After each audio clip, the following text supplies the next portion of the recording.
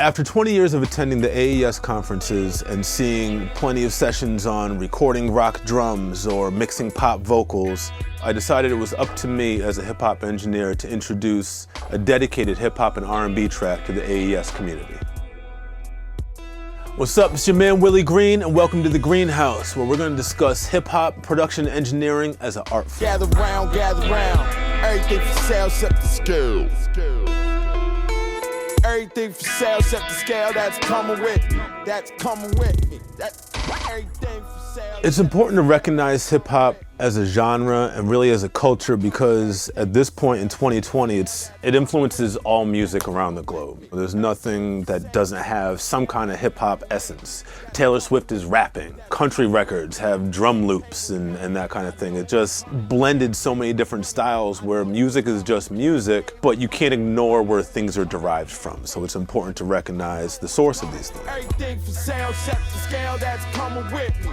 I work primarily in alternative indie hip-hop.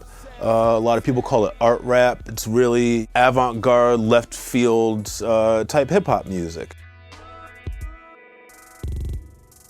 What does that mean? It's distortion, it's weird loops, it's off-kilter rhymes, it's different types of effects.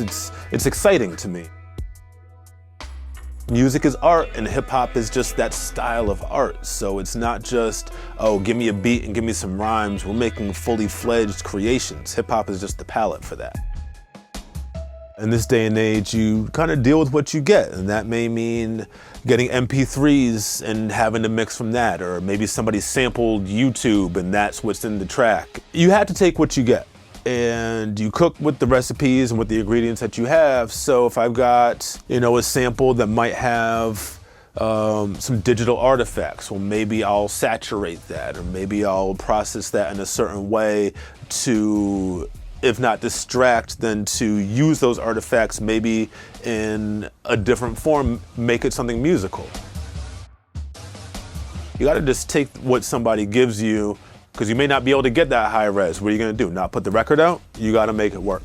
Can you feel the hand switch in Pan's labyrinth position? To me, in rap music, the vocal is still the key. You want the beat to bang, you want the low end to rumble, the subs and everything to knock, but if somebody's rapping or somebody's singing, anytime there's a vocal in the record, to me, that vocal is still the most important thing. So the vocal needs to be present, it needs to sit right up front and be able to tell that story. That's where the story is. Everything is about clarity.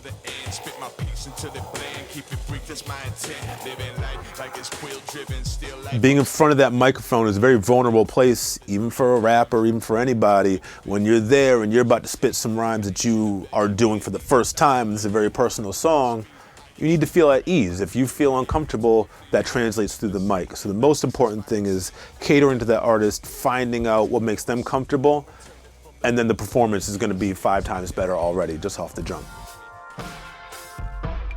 To get a vocal to pop out, I use a mixture of compression to get it to sit right where I want it to be, and then I go back and I do a pass of automation where certain words or even certain syllables that I know need to jump out to really grab the listener's ear and really their heart, I'm gonna push those things forward, but I wanna start with a nice, even vocal so I have complete control over bringing those emotions out.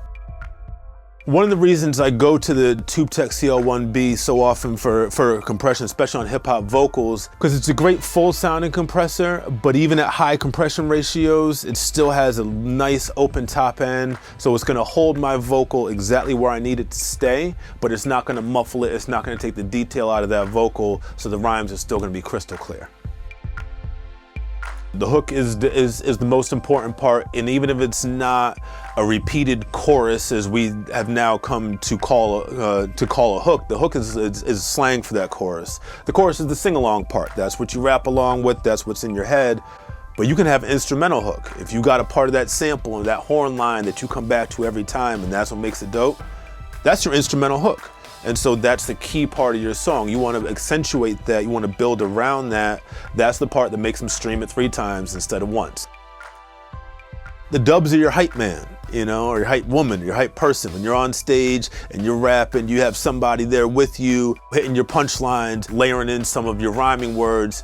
It gives some weight and some excitement to your vocal. To keep loop-based music interesting, again, it just comes back to paying attention to the song. If a vocal is heading a certain way and we're getting to that end piece right before the chorus, it might be just a 2-bar or 4-bar loop maybe that's in the song, but this is a great time to use maybe some bolder effects. Historically, tape has always been good for you drive it and you start to get that crunch and that saturation. To have that plugin that sounds so good and is so flexible to be able to let me have that drive, whether just on my bass tracks or my subs bus or even on the whole mix. If I'm feeling real crunchy, I want to be able to drive that and get those harmonics. And the tape plugin is just a super easy, great sounding way to do it. People are more and more on the go. They're listening in headphones, more likely earbuds, or God forbid, just with the phone up to their ear. It's our responsibility to account for that and make sure that this song is going to bang, is going to translate anywhere people listen to. Behind me, I've got a little, it looks like an amp back there. It's a little iPod speaker. And every mix, even though I've got great monitoring system, I reference everything on that iPod speaker so I know, okay, if you've got a great system with the sub in it, it's going to bang. If you're listening on your little Bluetooth joint in your bathroom while you're showering, everything's going to translate, the low end is going to translate, and you have to keep that in mind when you're handling your low end management. More bass is not enough. It's got to be defined, clear bass. That's going to translate across all these different systems. One of my secrets for low end management is to really listen quietly. When you turn up your whole mix, everything's exciting, your bass is banging, your heart's pumping like, yeah, it's lit. But when you turn it down, and your mix starts to fall apart, especially in the low end, that's when you realize that something's gone wrong. But if you balance your bass and your subs and your 808s at a low level, when you turn up, it's guaranteed to knock. Well, I consider myself a distortionist, so I'm gonna add some distortion, maybe some drive, just a little bit of something, and what that's gonna do is it's gonna add these higher harmonics to your low end sound. So your earbuds might not actually reproduce that super low 808 that you threw in there that you love, that rattles your trunk, but the harmonics that you add with a little bit of saturation are going to trick the ear into knowing where the bass fundamental actually lies. So just that little bit of, if you got a drive knob or saturation or character, just crank that up a little bit and listen quietly on a bass challenge system, and when that's hitting there, you know it's gonna bang on the subs. If something's poking out frequency-wise, sometimes I'll use distortion not to make it more aggressive, but to smooth out some of those edges with added harmonics, just adds a little more body to the whole signal. A good controller really is an instrument. When you learn to play the saxophone, at first you're thinking about the keys, but when you get nice on that saxophone, you're just emoting, you're just playing music, and that's how I need my controllers to be. I have all these screens here, but believe it or not, I spend a lot of time when I'm mixing with my eyes closed. Because when I have my eyes open, I want to see all my information, but I want to really hear something. I don't want to be distracted by all that. So it's nice to have an intuitive controller that I know, okay, this is just comfy now. I can close my eyes and I can just do my thing.